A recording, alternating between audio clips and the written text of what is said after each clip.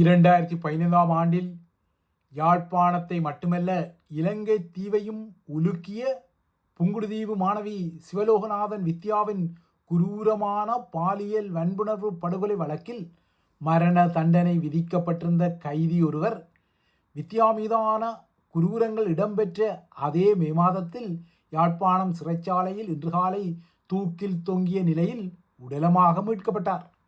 வித்யா மீதான குரூரச் சம்பவம் 2015இல் அவர் கடத்தப்பட்டு வக்கிரமான குரூரமான கூட்டு பாலியல் வன்புணர்வுக்கு உட்படுத்தப்பட்ட சம்பவத்தை மீண்டும் ஒருமுறை நினைவூட்ட தலைப்படுகின்றது. ஸ்ரீலங்காவின் நீதித்துறை வரலாற்றில் நடந்த ஒரு முக்கியமான வழக்கையும் அதன் தீர்ப்பையும் மீண்டும் ஒருமுறை இந்த சம்பவம் நினைவூட்ட தலைப்படுகிறது. நீதிக்காக அதிகம் போராடிய வித்யாவின் குடும்பம் தற்போதும் யாழ்ப்பாணத்தில் வசித்து வரும் நிலையில் தமது குடும்பத்தில் ஒரு பெரும் நாசகார இடியை இறக்கியவர்களில் ஒருவர் இன்று அகாலமாக சிறைச்சாலையின் கழிவறையில் தொங்கி மரணித்தார் என்ற செய்தியை அவர்கள் கேள்விப்பட்டிருக்கக்கூடும்.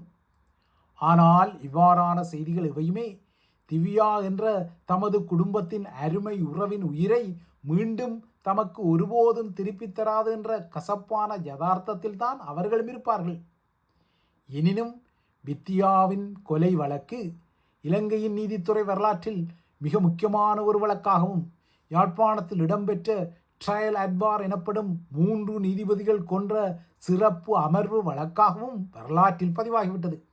நடந்த இந்த சம்பவத்தின் குரூர தன்மையால் தான் இந்த வழக்கு மற்ற வழக்குகளைப் போல சாதாரண நீதிமன்ற விசாரணை வழக்காக அல்லாமல் ட்ரையல் அட்பார் அமர்வாக விசாரிக்கப்பட்டதால் ஸ்ரீலங்காவின் சட்ட வரலாற்றில் மிகவும் அரிதான மற்றும் கடுமையான தீர்ப்புகளை வழங்கிய வழக்குகளில் ஒன்றாக வித்யாவின் வழக்கும் பதிவாகியுள்ளது. இந்த வழக்கின் தீர்ப்புக்கு அறிவியல் ரீதியான ஆதாரங்களாக இருக்கக்கூடிய DNA எனப்படும் மரபணு சாட்சியங்கள் மிக முக்கிய பங்கு வகித்தன. வித்யாவின் உடலில் இருந்து சேகரிக்கப்பட்ட சில மரபணு மாதிரிகள் சுவிஸ்குமார் உட்பட்ட இந்த சம்பவத்துடன் தொடர்புடைய குற்றவாளிகளுடன் ஒத்துப்போனமை நீதிமன்றத்தில் துல்லியமாக நிரூபிக்கப்பட்டது. ஸ்ரீலங்காவின் நீதித்துறை வரலாற்றில் DNA எனப்படும் மரபணு ஆதாரங்கள் மிக துல்லியமாக பயன்படுத்தப்பட்ட வழக்குகளில் வித்யா கொலை வழக்கு மிக முக்கியமான வழக்கு என்பதில் மாற்று கருத்துக்கிடமில்லை. இந்த வழக்கில் மொத்தமாக 9 பேர் மீது குற்றம் சுமத்தப்பட்டது. இந்த வழக்கின் இறுதி தீர்ப்பு 2017 செப்டம்பர் 27ஆம் தேதி வழங்கப்பட்ட போது இன்று யாழ்ப்பாணம் சிறை கழிவறை பகுதியில் உடலமாக மீட்கப்பட்ட பூபாலசிங்கம் ஜெயக்குமார் உட்பட்ட 7 பேருக்கும் மரண தண்டனைகள் விதிக்கப்பட்டன. மரண தண்டனைக்கு மேலதிகமாக பாலியல் வன்புணர்வு மற்றும் ஆட்கடத்தல் குற்றங்களுக்காக 30 ஆண்டுகால கடுமையான சிறை தண்டனையும் இந்த வழக்கில் விதிக்கப்பட்டமை ஒரு முக்கிய அம்சம். பொதுவாகவே ஒரு குற்றவாளிக்கு மரண தண்டனை விதிக்கப்பட்டால் ஏனைய தண்டனைகள் அதற்குள் அமிழ்ந்து விடுவது வழக்கம். ஆனால் வித்யா என்ற மாணவிக்கு நடந்த கொடுமையின் தீவிரத்தை கருத்தில் கொண்டு குற்றவாளிகளுக்கு 30 ஆண்டு கால சிறை தண்டனையை கான்சிக்யூட்டிவ் எனப்படும் தனித்தனியான தொடர்ச்சியான அனுபவிப்புகளின் வரிசையில் இந்த தீர்ப்பு அமைந்தது. அதாவது குற்றவாளிகள் தங்களது வாழ்நாள் முழுவதிலும் சிறையிலேயே கழிக்க வேண்டிய வகையில் இந்த தீர்ப்பு வந்தது. அத்துடன் பாதிக்கப்பட்ட வித்யாவின் குடும்பத்திற்கு குற்றவாளிகள் ஒவ்வொருவரும் தலா 10 லட்சம் ரூபாய் என மொத்தமாக 70 லட்சம் ரூபாவை நட்ட ஈடாக வழங்க வேண்டும் என 2017 நீதிமன்றம் உத்தரவிட்டிருந்தது. இந்த வழக்கில் சுவிஸ்குமார் எனப்படும் மகாலிங்கம் சசிகுமார் முக்கிய சூத்திரதாரியாக உறுதிப்படுத்தப்பட்டார். சுவிஸ்குமார் சுவிட்சர்லாந்திலிருந்து இலங்கைக்கு திரும்பி அங்கு தங்கியிருந்த காலத்தில் இந்த கொலையை ஒரு திட்டமிட்ட கொலையாக செய்தமை வழக்கு விசாரணைகளில் உறுதி செய்யப்பட்டது. இவர் சுவிட்சர்லாந்து வதிவிட உரிமையை கொண்டிருப்பவர் என்பதால் இந்த குற்றத்தின் பின்னர் தான் சுவிஸ்க்கு தப்பிச் சென்றால் இந்த குற்றங்களில் இருந்து தப்பிக்க முடியும் என்ற நம்பிக்கையுடன் இருந்தவர். ஆனால் அவரது நம்பிக்கை இறுதியில் பொய்த்து போனது. வித்யா மீதான வன்புணர்வு கொடூர செயலை காணொளியாக பதிவு செய்து அதனை வெளிநாடுகளின் சமூக வலைத்தளங்களுக்கு விற்று பணமீட்ட இவர் முயற்சிகளை செய்ததாகவும் பகிரிடும் தகவல்கள் விசாரணைகளில் வெளிவந்தன. ஆரம்பத்தில் கைது செய்யப்பட்ட சுவிஸ்குமார் ஒரு கட்டத்தில் தனது பணபலம், காவல்துறையில் இருக்கக்கூடிய செல்வாக்கு உட்பட்ட சில அதீத பலங்களால் யாழ்ப்பாணத்திலிருந்து கொழும்புக்கு தப்பிச் செல்ல முயற்சிகளை செய்தார். ஆனால் பொதுமக்களால் ஒரு கட்டத்தில் மடக்கி பிடிக்கப்பட்டார். சுவிஸ்குமாரை தப்பிச் செல்ல முனைந்த குற்றச்சாட்டில் ஸ்ரீலங்காவின் மூத்த பிரதி காவல்துறை மாதிபர் லலித் ஜெயசிங்கா மாட்டுப்பட்டார். ஒரு கட்டத்தில் அவரும் கைது செய்யப்பட்டார். பின்னர் பணியிட நீக்கம் செய்யப்பட்டார். சுவிஸ்குமார் தப்பிச் செல்வதற்கு அரசியல் உதவிகள் எல்லாம் வழங்கப்பட்டதான குற்றச்சாட்டுகள் அப்போது தீவிரமாக எழுந்ததுடன் இந்த வழக்கில் சாட்சிகள் மிரட்டப்படுவதான குற்றச்சாட்டுகளும் எழுந்தன. இதனால் யாழ்ப்பாணம் உட்பட்ட இடங்களில் கொலையாளிகள் தண்டிக்கப்பட வேண்டும் என்ற அடிப்படையில் தீவிரமான போராட்டங்கள் இடம்பெற்றன.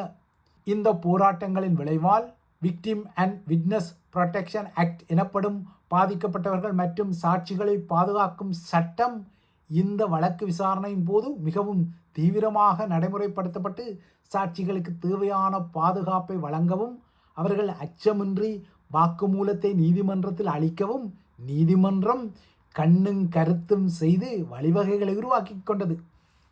சுவிஸ்குமார் தனது நாட்டின் வதிவிட உரிமையை கொண்டிருந்தாலும் கொழும்பிலுள்ள சுவிட்சர்லாந்து தூதரகமும் அவர் ஒரு முக்கியமான குற்ற சந்தேக நபர் என்ற அடிப்படையில் அவருக்கு உதவி செய்ய மறுத்தது. இதனால் சுவிஸ்குமாருக்கு அனைத்துலக சட்டங்களின் கீழ் இல்லையென்றால் ராஜதந்திர விதிகளின் கீழும் எந்தவித சலுகைகளும் கிட்டிக்கொள்ளவில்லை. வித்யா என்ற மாணவி இனி ஒருபோதும் திரும்பி வர முடியாது என்ற கசப்பான யதார்த்தம் இருந்தாலும் தன் மீதான கொலை வழக்கு இலங்கையில் பெண்களுக்கு எதிரான வன்முறைகள் குறித்த சட்டங்களை மேலும் வலுப்படுத்த வேண்டிய அவசியத்தை உணர்த்தி தீர்ப்பு வழங்கிய ஒரு வழக்கு என்ற வகையில் வித்யா இன்றும் நினைவூட்டப்பட வேண்டிய ஒருவராக மாறியுள்ளார். இன்று அவரை பாலியல் வன்புணர்வு செய்து கொலை செய்த குற்றத்தில் தண்டனை பெற்ற ஒரு குற்றவாளி சிறையில் தற்கொலை செய்து கொண்டாலும் வித்யா மீதான வழக்கு முக்கியத்துவம் கொண்ட ஒரு வழக்காகும். வித்யா கொலை வழக்கில் தண்டனை பெற்ற குற்றவாளிகள் அனைவரும் தமது தண்டனையை மேன்முறையீடு செய்த நிலையில் கடந்த 6ஆம் தேதி இந்த வழக்கில் மீண்டும் ஒரு தீர்ப்பு வழங்கப்பட்டது. அன்றைய தீர்ப்பில் சுவிஸ்குமார் மற்றும் இன்று உடலமாக மீட்கப்பட்டவர் உட்பட ஜூம் எனப்படும் மெய்நிகர் வழியாக நீதிமன்றத்தில் முன்னிலைப்படுத்தப்பட்டனர். எனினும் ஸ்ரீலங்காவின் உச்ச நீதிமன்றத்தின் 3 நீதிபதிகள் கொண்ட அந்த அமர்வு ஏற்கனவே ட்ரையல் அட் பார் முறையில் நடத்தப்பட்ட விசாரணைகளில் வழங்கப்பட்ட மரண தண்டனைகளை மீண்டும் உறுதி செய்திருந்தது. எனினும் இந்த வழக்கில் 4வது மற்றும் 7வது குற்றவாளிகளாக அடையாளப்படுத்தப்பட்டவர்களை மட்டும் உச்ச நீதிமன்றம் கடந்த 6ஆம் தேதி தீர்ப்பில் விடுவித்திருந்தது. கடந்த 6ஆம் தேதியும் வழங்கப்பட்ட தீர்ப்பில் தனக்கு மரண தண்டனை மீண்டும் உறுதிப்படுத்தப்பட்ட நிலையில்தான் அதில் ஒருவர் இன்று யாழ் சிறையில் உடலமாக மீட்கப்பட்டார். கடந்த 6ஆம் தேதி ஸ்ரீலங்காவின் உச்ச நீதிமன்ற நீதிபதி பிரீத்தி பத்மன் சூரசேன தலைமையிலான 5 நீதிபதிகள் கொண்ட அமர்வு அன்று இந்த வழக்கு நடத்தப்பட்ட போது போராட்டங்களையும் இந்த வழக்கின் ஆரம்பகட்ட விசாரணைகளையும் உன்னிப்பாக அவதானித்துத்தான் சுவிஸ்குமார் உட்பட்ட 4 பேருக்கு மீண்டும் மரண தண்டனையை உறுதிப்படுத்திய நிலையில் இந்த சம்பவம் இடம்பெற்றுள்ளது.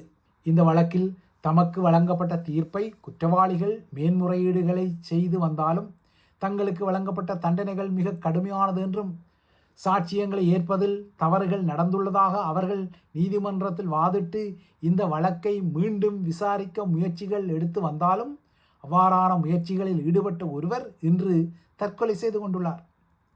ஆனால் குற்றவாளிகள் தாம் தப்பித்து கொள்வதற்கு இல்லைன்றால் தம்மை தண்டனையிலிருந்து தளர்வாக்கிக் கொள்வதற்கு ஸ்ரீலங்காவின் நீதிமன்றங்களில் இவ்வாறான முயற்சிகளை எடுத்தாலும் ஏற்கனவே DNA போன்ற மரபணு ஆதாரங்கள் மற்றும் இந்த குரூரமான சம்பவத்தை கண்ட இல்லையென்றால் அதற்கு அண்மித்த நேரடி சாட்சியங்கள் மிகவும் வலுவாக இருப்பதால் இந்த தீர்ப்பும் வலுவாக வந்தது.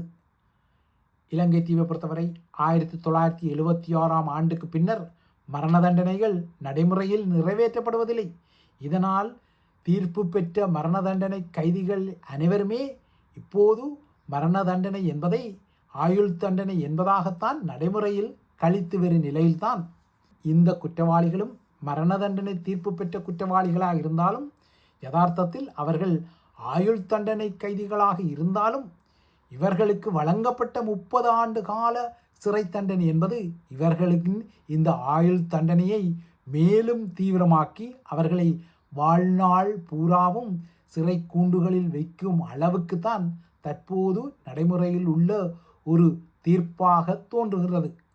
ஆகையால் இன்று யாழ்ப்பாணம் சிறை கூடத்தில் இந்த குற்றவாளிகளில் ஒருவர் தூக்கில் தொங்கிய நிலையில் உடலமாக மீட்கப்பட்டாலும் இவர் மீதான உடற்கூற்று பரிசோதனைகள் ஒருவேளை இதனை தற்கொலை என்ற முடிவை வழங்கி கொண்டாலும் வருடங்கள் ஓடினாலும் வித்யா இவர்களை தண்டிக்கின்றார் என்பது இவ்வாறான சம்பவங்கள் மூலம் ஆதாரப்படுத்தப்படும் விடயமாகின்றது.